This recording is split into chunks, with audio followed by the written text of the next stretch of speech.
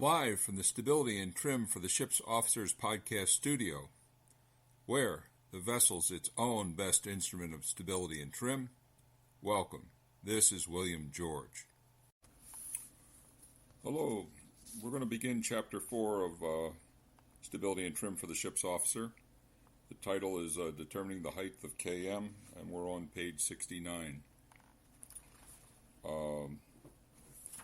KM is comprised of two components, KB, which is the height of the center of buoyancy, and BM, which is the metacentric radius.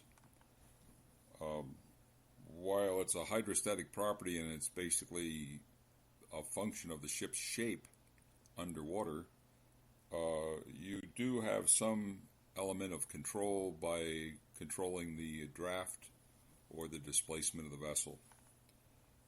The GM is basically calculated by KM minus KG equals GM, or the metacentric height. KM is the height of metacenter, and that's easy to confuse the two. And that's a license question also, height of metacenter versus metacentric height. So remember, metacentric height is GM, the initial measure of initial stability, and KM is the metacentric height, or height of metacenter, excuse me. Anyway, the interesting point about this is that most people don't realize it, but the ship's highest or largest initial stability is in the light condition. And the other interesting thing is the highest center of gravity of the vessel is also usually in the light condition, the light ship KG. After you start putting ballast and cargo and things inside the ship, the center of gravity moves down. Now you'd think, well, if the center of gravity moves down, why doesn't the initial stability get higher? Well, the truth of it is, as the draft increases, as you add weight, the center of buoyancy does move up or increase. On the other hand, the misunderstood part about this is the metacentric radius usually decreases with an increase in draft faster than the center of gravity moves down. So you've got three things going on. The chief mate's controlling the center of gravity by where he's putting the weights in the vessel, and then the center of buoyancy is increasing linearly almost as the draft increases. Actually, it's basically 53% of the beam is a good estimate for, 53% of the draft is a good estimate for the KB, or height of the center of buoyancy. However, the metacentric radius, BM, that what you're going to find is a function of the moment of inertia of the waterplane, which we talk about on page 72 and 73, divided by the displacement. Now what happens is the moment of inertia of the waterplane itself in the even keel upright condition, for a rectangular barge, it's basically LB cubed divided by the displaced volume, and 12 for a rectangular shape. But for a ship shape, it's still, you can approximate it roughly, but what happens, the naval architect calculates it exactly based on the moment of inertia of the waterplane divided by the displaced volume. So, if the moment of inertia of the waterplane doesn't change too much, what happens is the displaced volume changes greatly as you load the ship down, and the metacentric radius decreases. So we have an illustration here about how that works, and that would be on page 81. And you can see the graph 4-7, the transverse KB increases with draft, and the transverse KM, the sum of KB and BM, actually decreases on this graph, and then at about full load draft starts to increase again. And this is basically because the ship has flare at the bow and stern, so the moment of inertia of the waterplane starts to get bigger. So the question is, if we have a ship that's too stable, rolling too fast, and remember we talked about this before, a ship that's stiff with a large GM has a very short rolling period, but what most people, it's not emphasized in the schools enough, the roll angle is very large. So a bell buoy is a good example of a stiff vessel. A small wave comes by the bell buoy, and the bell buoy wants to stay perpendicular to the surface of the water, and it rolls to a relatively large angle quickly, and it rings the bell. The opposite of that is, say, a log floating in the water, where a wave passes the log, and basically the log hardly responds to it, or the water washes right over the top of the wave washes right over top of the log. So the happy medium for a vessel would be, say, a handy-sized vessel, 50,000 tons, would be with a load on deck, would be about a 25-second rolling period, because the ocean wave period is about 8 to 9 seconds, and you're detuning the whole system.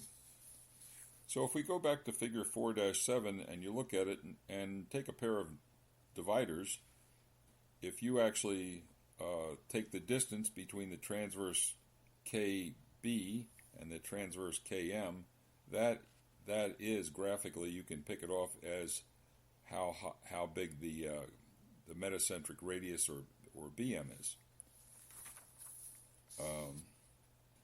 So the point of this is, when people start to ballast their vessel, and we're talking ballasting a vessel in the light draft condition here on page 85, when they start to ballast their vessel, what happens is they're putting weight in double bottom tanks or the four-peak tanks, which are relatively low compared to the light ship's center of gravity and the ship itself.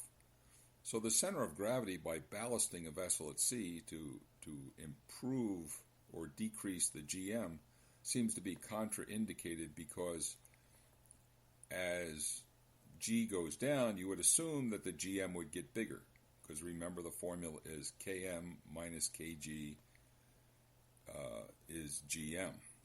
And I'm not talking about free surface now, I'm just talking about a solid GM without free surface effects. So what happens is, when you ballast these tanks, you increase the displacement, and the draft will increase, the KB will increase, but by increasing the displaced volume of the vessel, you are decreasing the metacentric radius, so Km, the height of metacenter, is reduced more than than the height of the center of gravity goes down. So in chapter 2, we talked about what is stability. In chapter 3, we talked about how to calculate Kg. This is chapter 4. We're talking about Km. So this is an interesting thing. And it's really misunderstood, because most people think, oh, well, we're rolling too heavy, let's ballast the ship. Well, what happens when we ballast the ship? We bring the center of gravity down, but we also bring the metacenter down even more. And the end result is the GM is less GM, a longer rolling period, and smaller rolling angles. So there's all different analogies we can give with this, but to lessen the stress of the deck cargo especially, or cargo on the ship, if you have a long, slow roll, basically it's less stress transversely on the cargo, so it's less lashing force required. If you have a very stiff ship, it can be very dangerous for the cargo breaking loose, but also for the crew members, because they can get thrown about as on the ship. Now, on passenger vessels, the cargo is the passengers, and they're basically kept to a relatively safe but low initial stability, and it's even aided with stabilizing fins, an active fin system to keep the vessel as upright as possible. A heavy turn on a passenger ship, a heavy roll could create many injuries, plus thousands of dollars worth of damaged plates and tableware and linens and everything else if everything ends up on the deck. So that's some comments I've got on chapter 4. You can read it. I think the biggest thing to understand is it has two components, and the KM is the sum of KB plus BM, and the way it works is KB increases with draft. About 0.53 times the draft would be an estimate of where your center of gravity, your center of buoyancy of the vessel would be. And KM is a function of both KB and BM, and BM actually will decrease greatly from the light ship to about full load draft. And then with the flare of the vessel and the bow and the stern, basically it will start to, the moment of inertia of the water plane gets bigger, and it will start to increase, and then the KM will start to rise more. So in a light condition, usually the solution for heavy rolling is ballasting the ship, ballasting the double bottoms, and the mystery is, well, why does that make the GM initial stability go down? And it's because you're reducing the KM. Okay, I hope you following along, and this makes sense to you. There is one hideous problem in the license exam in America where they want you to calculate or approximate the KM of a vessel, and it's basically shown on pages 76 and 77. It says approximating BM for a curved water plane. I think there's only one licensed multiple choice question in there. It's a very time-consuming calculation to do.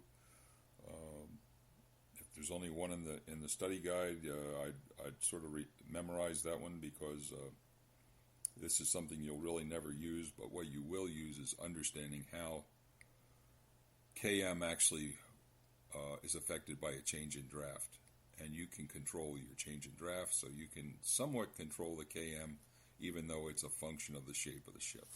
Thank you very much, and have a great day.